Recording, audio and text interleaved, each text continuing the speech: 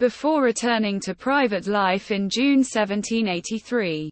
Washington called for a strong union, though he was concerned that he might be criticized for meddling in civil matters. He sent a circular letter to all the states, maintaining that the Articles of Confederation was no more than a rope of sand linking the states.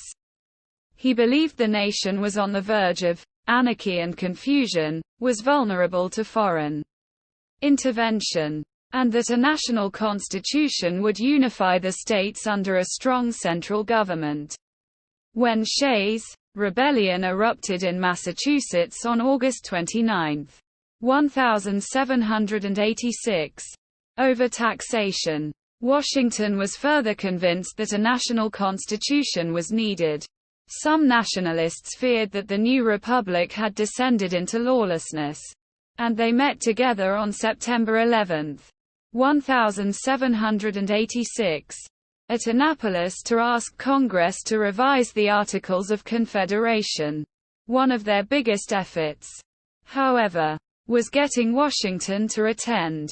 Congress agreed to a constitutional convention to be held in Philadelphia in spring 1787, and each state was to send delegates.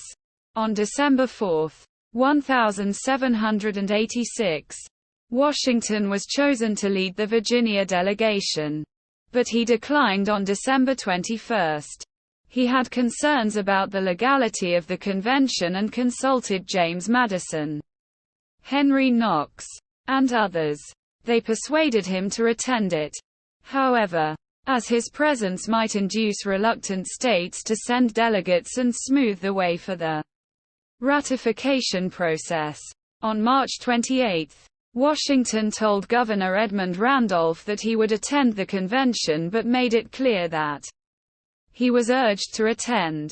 Washington arrived in Philadelphia on May 9, 1787, though a quorum was not attained until Friday, May 25.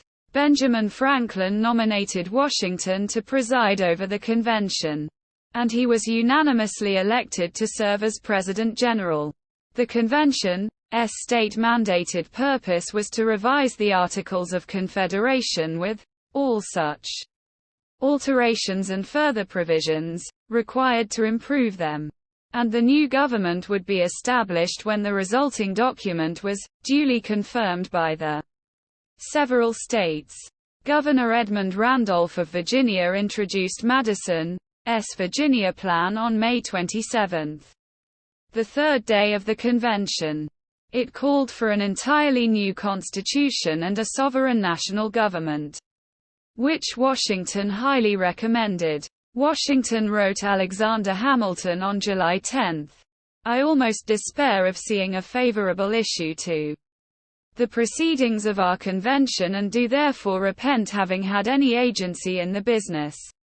Nevertheless, he lent his prestige to the goodwill and work of the other delegates.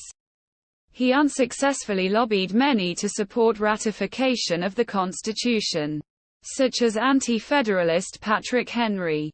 Washington told him, "The adoption of it under the present circumstances of the Union is in my opinion desirable," and declared the alternative would be anarchy. Washington and Madison then spent 4 days at Mount Vernon evaluating the new government's transition.